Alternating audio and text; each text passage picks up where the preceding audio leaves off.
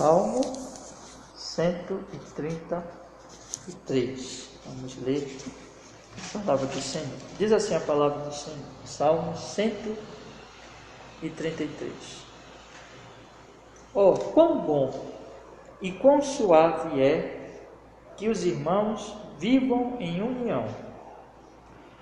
É como óleo precioso sobre a cabeça, que desce sobre a barba de Arão, e que desce a orla das suas vestes, como o orvalho de Hermon, e como o que desce sobre os montes de Sião.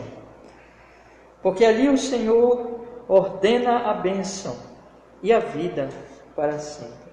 Amém. Vamos orar?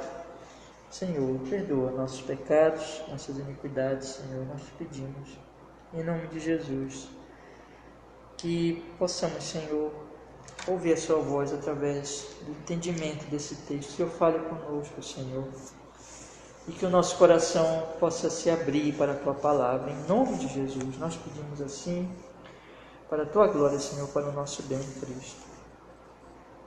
Amém e amém. Pode sentar. Então, meus irmãos, este salmo, pequenininho, né? Mais um salmo de degraus. Está quase acabando essa série de salmos. Começa lá no Salmo 120, que é o primeiro salmo de degraus, né? E vai até o Salmo 134. Então, estamos, na semana que vem, se Deus quiser, nós vamos estudar o último salmo, mas aqui nós estamos no 133, que é dos menores dele, né? E um salmo que fala da união, fala da unidade do povo de Deus, que a unidade ela é maravilhosa.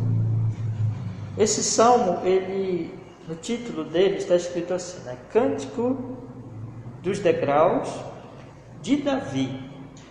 Então, um salmo de Davi, um salmo que Davi deve ter escrito, possivelmente, meus irmãos, por ocasião já quando ele tinha conquistado Jerusalém, o povo de Deus ali, vamos dizer assim, o centro, né, do seu reinado, e ele então está se referindo a esta unidade do povo de Deus em torno do seu reinado, do seu chamado como rei, da sua seu reinado ali com o povo de Deus, em torno do propósito divino, da palavra de Deus, do que o Senhor fez tudo isso, né? Conquistando Jerusalém e fazendo com que o povo reinasse, o povo estivesse unido ao reinado de Davi. E deve também ter sido cantado esse salmo ao longo da história, quando o povo também vinha a Jerusalém e se reunia nos cultos, né, nas festas, e ali todos juntos, novamente em Jerusalém, e como resultado também da obra de Deus, da aliança do Senhor, como um só povo adorando, como irmãos, né, que a Bíblia chama aqui de irmãos, como um só povo adorando ao Senhor, em união, em unidade, também deve ter sido cantado, meus irmãos. É um salmo de degraus, né? Então, eu acabei de falar agora, quando eles vinham para as festas, que ele subiu até Jerusalém, mas também deve ter sido cantado por ocasião do exílio, da volta do exílio, quando eles então também ali se lutam, né, pela cidade, um incentivo a que todos venham morar na cidade, voltar à cidade, morar em Jerusalém. Então o povo novamente junto ali, meus irmãos. Então, a união do povo, né? Então, meus irmãos, só que não é uma união meramente externa, mas uma união por causa do Senhor, porque o Senhor os une.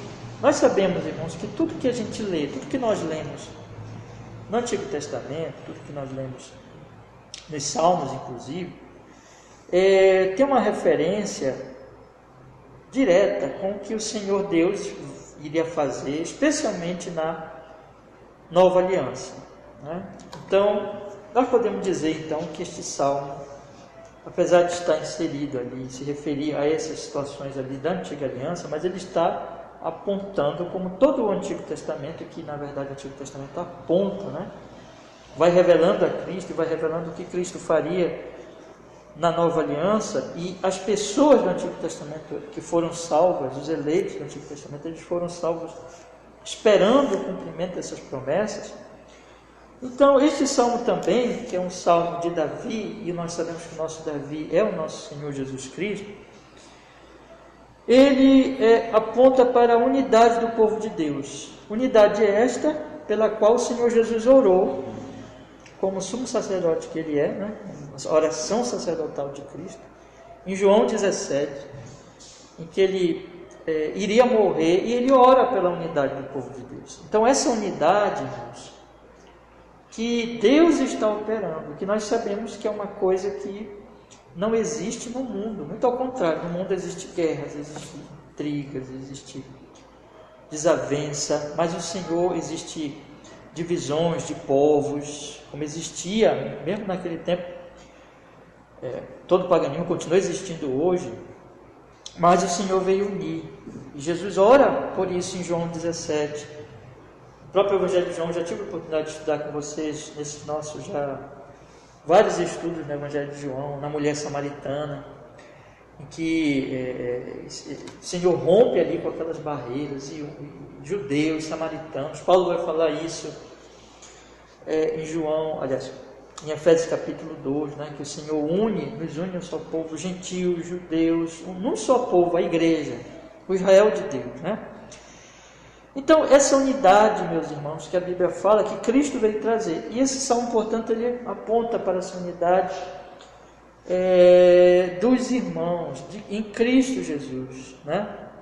Não é uma unidade, então, meramente externa, como era, vamos dizer assim, mais em relação ao Antigo Testamento, de uma aliança que nem todos ali eles eram eleitos, e nem todos eram realmente crentes, mas eles se uniam ali nas festas e tinha uma união também em termos de uma aliança comum, a antiga aliança, mas a nova aliança, ela une desde o coração, ela une espiritualmente, e ela une no Senhor Jesus Cristo. Mas nós sabemos que esta união, ela só será perfeita, meus irmãos, no céu, na glória, né? Aquela imagem tão bonita, tão preciosa do Apocalipse, onde o Senhor vem morar com o seu povo, a Jerusalém celestial desce, e o Senhor vai reinar, vai morar com o seu povo para sempre, e ali haverá um povo, um rei, o Senhor Jesus vai reinar, haverá um único Deus, um único povo, né? Então nós temos, irmãos, que essa unidade ela vai ser realmente concretizada na volta de nosso Senhor Jesus Cristo, do estabelecimento de seu reino eterno. Mas aqui, irmãos, ela já está acontecendo, ela já está ocorrendo. É porque o Espírito Santo de Deus, o Espírito de nosso Senhor, ele está nos unindo, irmãos, como igreja de Cristo, e nos aproximando. E Paulo já fala isso lá em Efésios 2. Quando os gentios e judeus vão se unindo. Mas isso é ainda imperfeito. Lá na glória será perfeito, mas aqui é imperfeito. Então, se é imperfeito, né? Deixa eu diminuir aqui. Está frio? Eu tinha colocado bem friozinho. Então, se é imperfeito, nós temos que saber que nós precisamos, pela graça de Deus, observar onde é que está esta imperfeição na nossa própria vida. E pela graça do Senhor, olhando por isso, nós irmos vencendo essas imperfeições, essa pecaminosidade que ainda está na nossa alma e que tende a dividir-nos, né? Tende a que essa coisa bonita, como ele fala aqui, quão bom, quão suave é que os irmãos vivem em união. Então, nós estamos em processo, inclusive nesse processo de unidade. Então, quando essas coisas acontecem na Terra, ainda que imperfeitamente, mas nós já experimentamos, isso é tão bom, vai ser muito melhor no céu. Mas já é bom aqui. Mas nós temos que observar e até mesmo vigiar, né?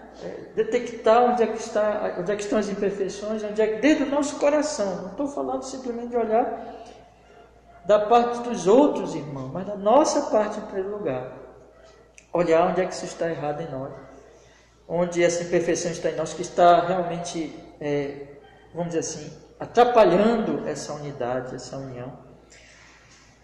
Ao mesmo tempo em que nós também devemos, ao detectarmos os nossos irmãos, sim, nós poderemos exortá-los, primeiro orar por eles, orar para que essa unidade ela cresça cada vez mais. Isso, irmãos, e também exortá-los com amor, claro, né? Com amor, com mansidão, mas exortando uns aos outros ao perdão, a suportar, como Paulo vai dizer, uns aos outros, a preservar o vínculo da paz, como a Escritura vai falar. Então esse é o nosso papel, e isso vai acontecer se nós realmente somos o quê?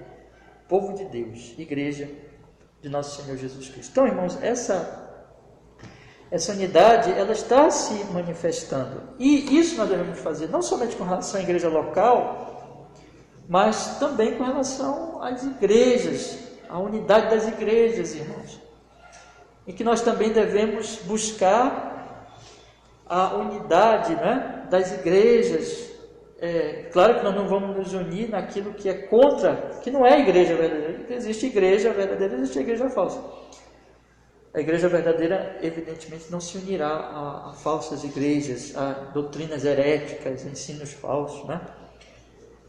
Mas aquilo que é a essência do Evangelho, nós devemos nos unir, meus irmãos. E esse salmo ele vai apontar para tudo isso, né? Então ele vai mostrar, como eu já falei aqui até agora, que isso está lá no Antigo Testamento, no sentido da Antiga Aliança, mas de uma maneira que não era como na Nova, porque lá ela era uma aliança ainda muito externa, né? Mas na Nova ela é realmente interna do coração, mas ainda é imperfeita, só será perfeita na glória.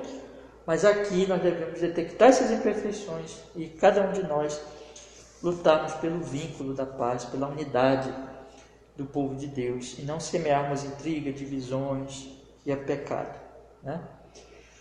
Então, irmãos, essa unidade vem do Senhor. Este salmo, então, ele está inserido, eu acredito, em todo esse contexto histórico, doutrinário, dentro da revelação divina, e nós devemos lê-lo assim, né?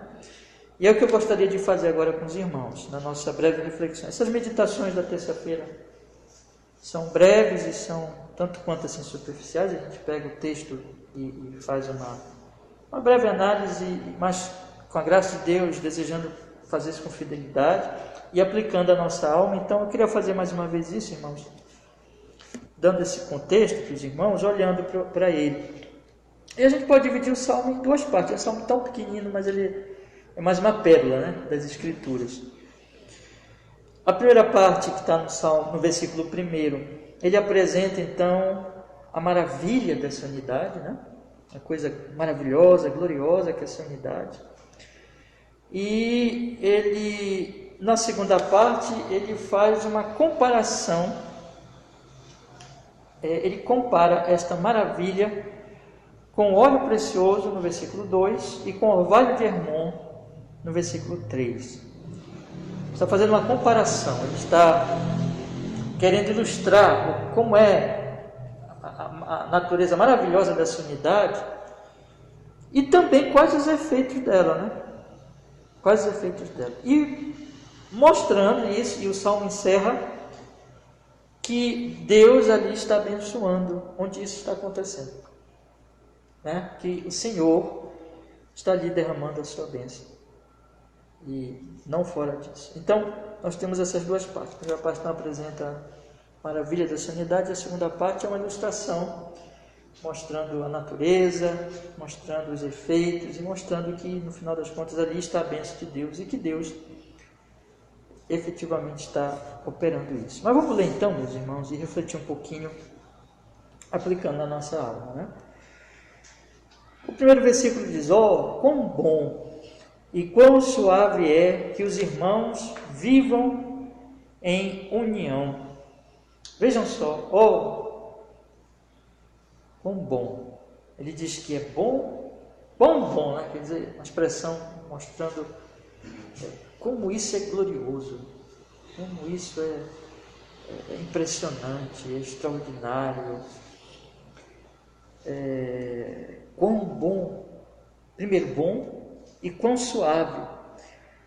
Uma coisa boa, uma coisa boa. Vocês lembram que o Senhor Deus ele ia fazendo e diz: isso é bom, isso é bom, isso é bom.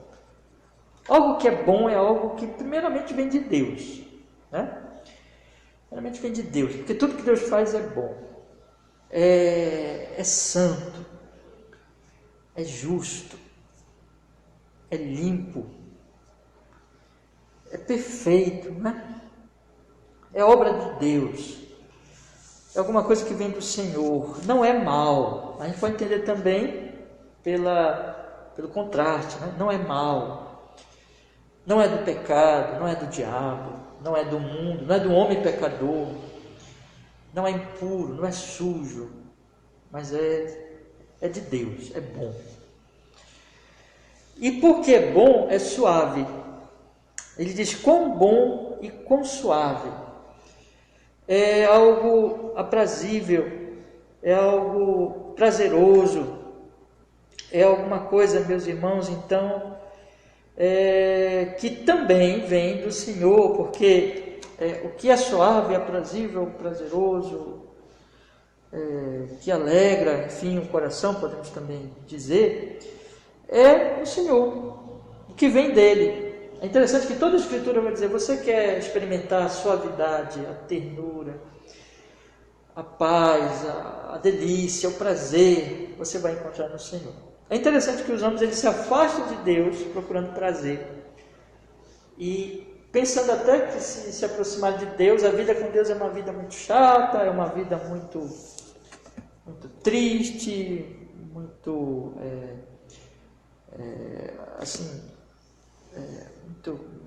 cheio de medo, pavor, porque Deus é santo e Deus ele vai me restringir.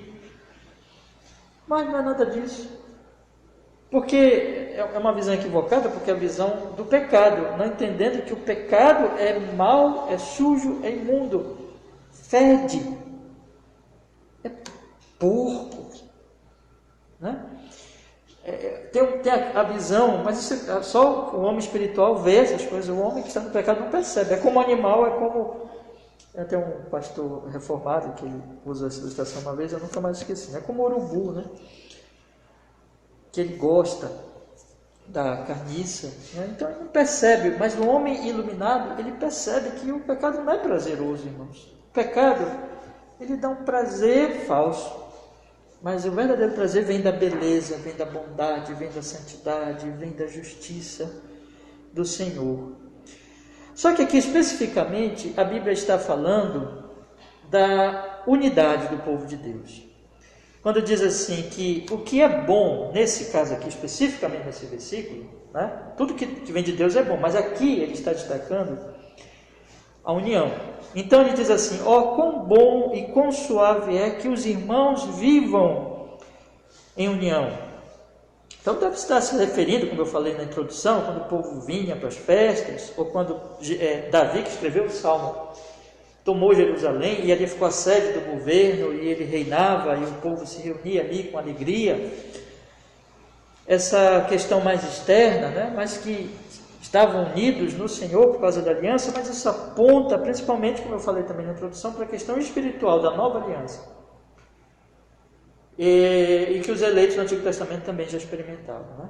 Então, de estarem unidos espiritualmente, de terem o mesmo Senhor, o mesmo Redentor, o mesmo cabeça da igreja e serem o seu corpo, de terem estarem ligados à mesma videira, João 15, de estarem edificados sobre o mesmo fundamento, serem o mesmo edifício edificado sobre o mesmo fundamento, como Paulo vai usar. Então, meus irmãos, essa é a unidade que só Cristo faz, que só o Evangelho opera. E como eu disse também na introdução, aqui ainda com imperfeição, mas na glória com perfeição, né? Então, isso é bom, irmãos. isso é suave, isso é prazeroso. E nós temos experimentado isso, não é verdade? Nós temos experimentado uma unidade. Eu já disse para alguns irmãos, para algum de vocês aqui, que eu me sinto tão unido a vocês, que eu me sinto tanta alegria quando eu estou com os irmãos, né? Não meramente por uma amizade, né? Uma amizade normal, mas porque nós temos a mesma fé, o mesmo entendimento, a mesma alegria, nós nos regozijamos no mesmo Senhor, e por causa de que isso é bom, nele, por causa dele, isso é prazeroso, essa unidade, irmãos. Portanto, o contraste é como é mal, como é sofrido, como é desgastante a desunião, inclusive da igreja. Quando há brigas, quando há intrigas. Se a gente olha para o mundo lá fora, né? Nós olhamos para o mundo lá fora, um mundo cheio de guerra, de briga, de ofensa. Nós vivemos num momento muito tóxico, muito de guerra por causa da política. A política dos últimos anos, né? Não que outros tempos não tenha sido assim, mas me parece, especialmente nos últimos anos, a polarização ficou muito grande.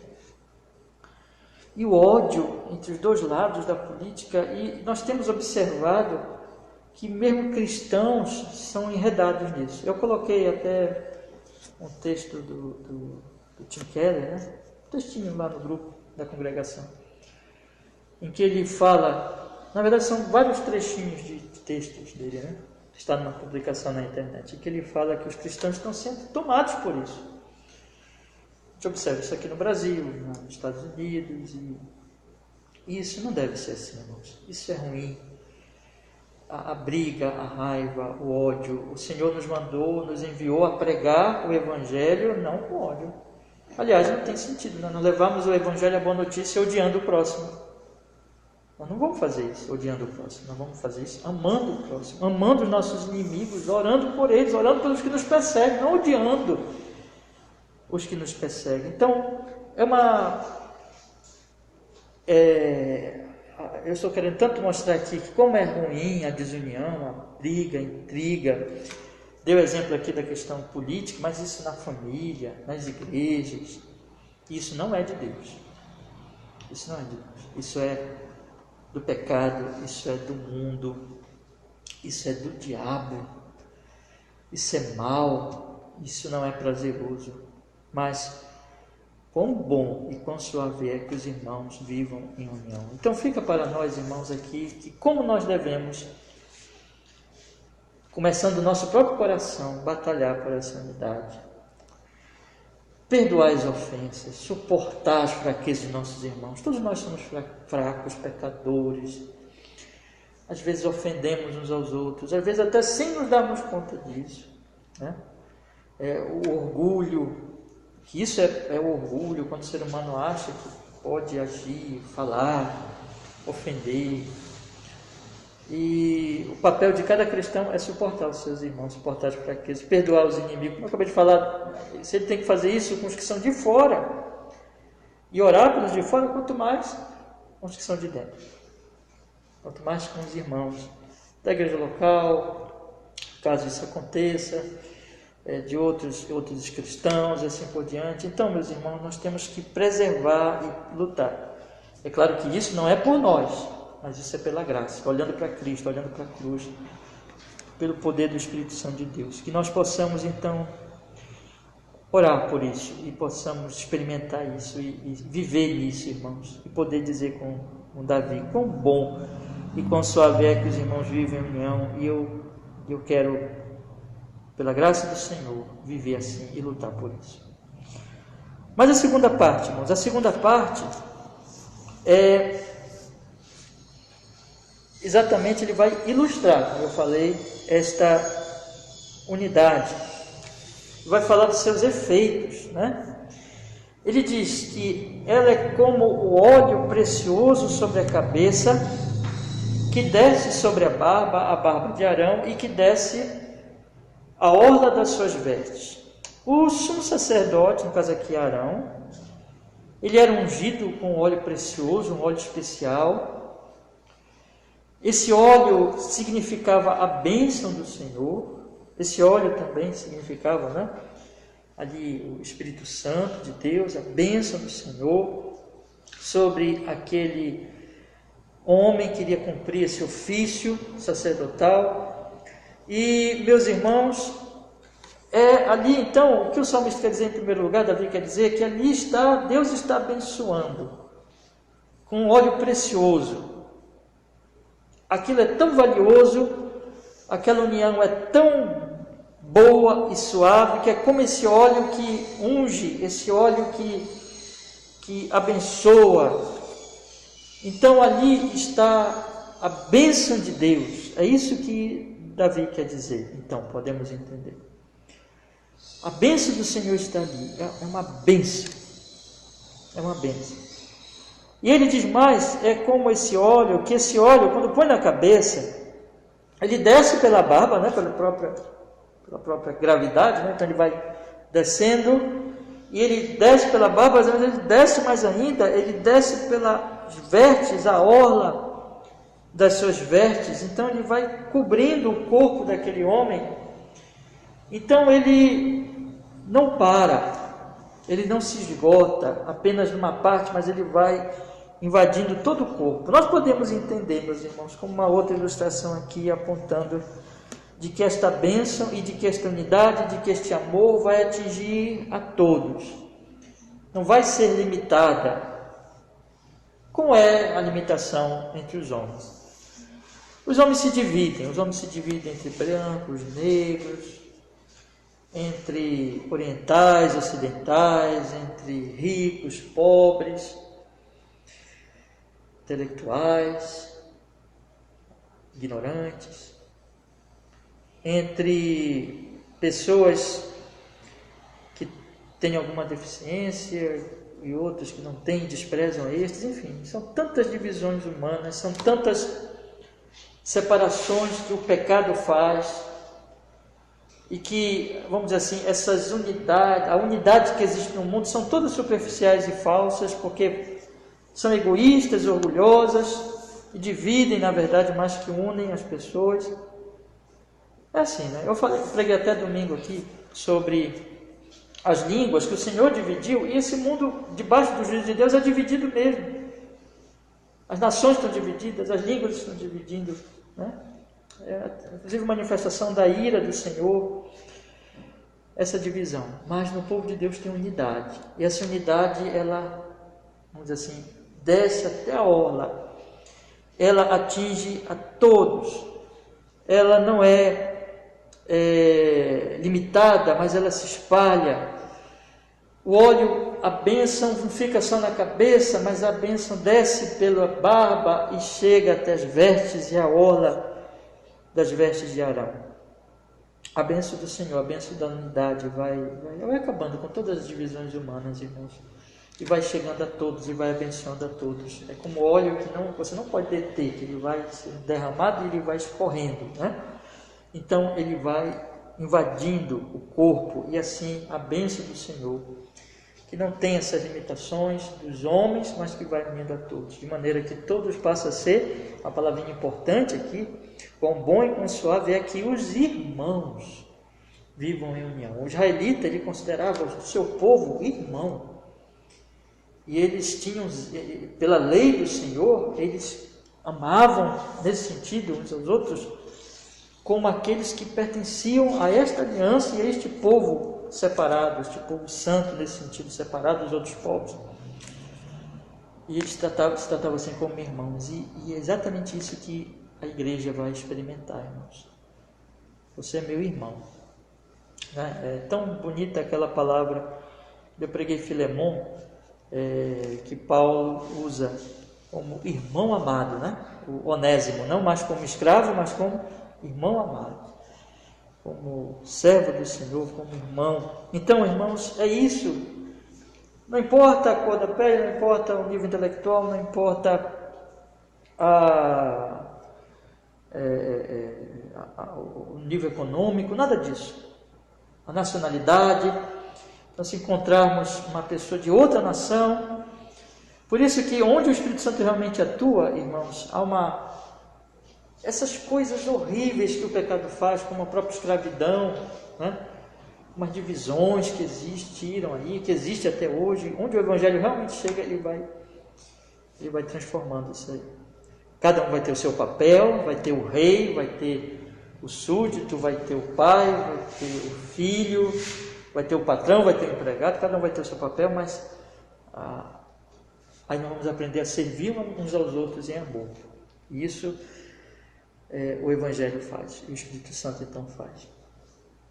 Em segundo lugar, a segunda ilustração que ele usa está no versículo 3, quando ele diz assim: como o orvalho de Hermon e como que desce sobre os montes de Sião, porque ali o Senhor ordena a bênção e a vida para sempre. Esse orvalho é que traz a umidade.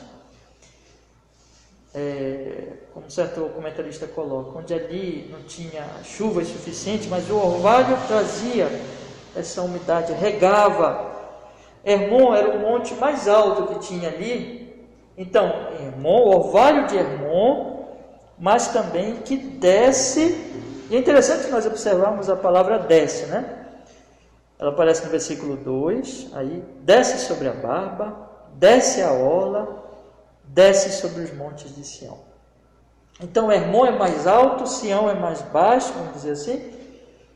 E esse orvalho, ele desce, e ele atinge tanto o alto como o pequeno.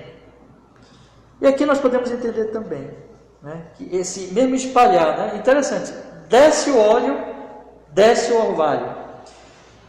Só que a ênfase do óleo é a bênção, né? A bênção que era derramada sobre o sumo sacerdote naquele momento. E o destaque do orvalho é que o orvalho ele rega, o orvalho ele leva vida. Então nós podemos dizer, desce sobre a barba o óleo, desce sobre as vestes o óleo, desce o orvalho sobre os montes de Sião. E ali então o Senhor atinge a todos. Eu creio que nós podemos entender então, no mesmo sentido, assim como atinge todo o corpo de Arão, atinge também os montes mais baixos, vamos dizer assim. Então, irmãos, a bênção do Senhor está ali, o regar do Senhor está ali. E aí ele encerra dizendo, porque ali o Senhor ordena a bênção e a vida para sempre. É provável que essas coisas estejam ligadas, né? A bênção, quando o Arão ele era abençoado para a sua função, ali estava a bênção no momento que o óleo era derramado, e a vida que vem do orvalho, que o orvalho onde ele passa, ele vai fazendo as plantas florescerem, regando. A bênção e a vida está ali. Então, irmãos, onde tem o amor, onde tem a unidade, é porque ali Deus está derramando a sua bênção, e porque ali Deus está vivificando, porque ali o Senhor está derramando o seu óleo, porque ali o Senhor está derramando o seu orvalho. Falando de uma linguagem figurada, né? Porque ali ele está abençoando e ele está vivificando, e o texto diz, para sempre. Ali no caso era Jerusalém, né?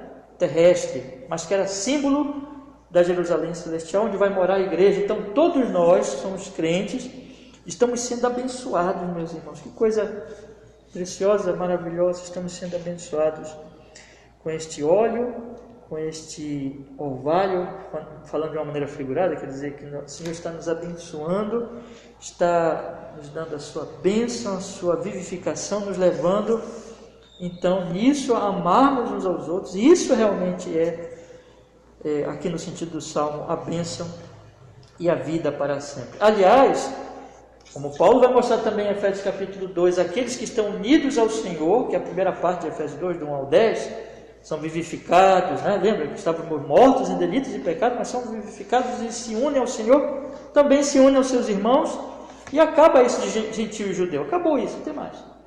E em Cristo eles são um único povo. Ali está a bênção, ali está a vida, ali é a igreja, irmãos. Ali, o que? Esse ali se refere a quê? A Jerusalém terrestre? Não, na verdade, mas a igreja. Na igreja do Senhor está a bênção, na igreja do Senhor está a vida para sempre. Isso não tem fim. Deus está operando isso, e essa bênção, na verdade, é a unidade. Mas é a unidade que está na unidade com Deus, porque nós estamos unidos, assim como o povo estava unido em Davi como rei, e o povo ia debaixo do reinado de Davi, o tipo de Cristo, assim nós estamos unidos. Na verdade, eles estavam desde o Antigo Testamento unidos a Deus na Antiga Aliança, e Davi era o rei do Senhor, né? Assim, um tipo de Cristo, nós estamos unidos em nosso Senhor Jesus Cristo, em Deus, então, e ali, então, isso é a bênção, isso é a vida. E o mundo está fora disso, irmãos. O mundo não tem nada disso. O mundo só tem guerra, raiva, ódio. O mundo só tem polarização política, só tem intriga, desavença, ofensa, ódio. Mas quão bom, quão suave é que os irmãos vivem em união. É como óleo precioso sobre a cabeça que desce sobre a barba de Arão, que desce a orla das suas vestes, como o orvalho de Hermon, e como que desce sobre os montes de Sião, porque ali o Senhor ordena a bênção e a vida para sempre. Se você é um cristão, se eu sou um cristão, nós somos abençoados assim. Pela graça, então, irmãos, vamos exercer essa unidade, vamos perdoar os nossos irmãos, vamos ter paciência com eles, né? Se nós já estamos mais maduros, vamos ter paciência com os imaturos, né? Vamos amá-los, vamos orar por eles. E quanto aos de fora, vamos amar também, vamos levar o Evangelho com amor, com paciência, com oração. Começar, irmãos, a vigiar em nós, porque, como eu disse na introdução, nós somos imperfeitos. Então existem imperfeições em nós, contra essa unidade. Mas o nosso papel em Cristo Jesus é mortificar isso e lutar pela unidade da igreja. Inclusive da igreja local, mas também com as outras igrejas, no que é essencial, no que é o Evangelho. Nós estamos unidos aos nossos irmãos de outras igrejas, irmãos. E isso é bom, é suave. E o mundo vai notar isso. Vai notar isso. Se você pega Atos 2, no finalzinho lá, a Bíblia fala que eles viviam tanto em amor, né? Era tão bonito aquilo ali, né? Vendiam as suas propriedades, não que aquilo fosse uma regra para toda a história da igreja, mas eles vendiam as propriedades, ajudavam uns aos outros. E aquilo causava um impacto nas pessoas de fora. Irmãos, será que o mundo está dizendo isso da igreja atual? Será? Nós temos que, pela graça de Deus, glorificar o Senhor, mostrando que como é bom, como é suave que os irmãos vivem em união, e que assim seja conosco em Cristo. Amém? Vamos orar? Pedir que o Senhor nos abençoe. Obrigado, Senhor, porque pudemos hoje à noite estudar esse pequenino salmo, essa pérola da Tua Santa Palavra, e que o Senhor nos edifique, nos fortaleça na unidade, e que possamos experimentar essa coisa boa, prazerosa da união, da unidade cristã, e glorificar o Teu nome santo, Senhor. Aqueles que não têm, que eles possam ver em nós a luz e o sal, sentir o sal que há em nós, e ver a luz que há em nós, e possam ser atraídos por esse amor de Deus em Cristo. E que o Senhor, estamos esperando, Senhor, aquele grande dia quando então esta unidade será perfeita. Louvado seja o Teu nome, hoje e para sempre, nesta união entre nós. Quão bom, quão suave é que os irmãos vivem em união. Em Cristo Jesus oramos e agradecemos. Amém.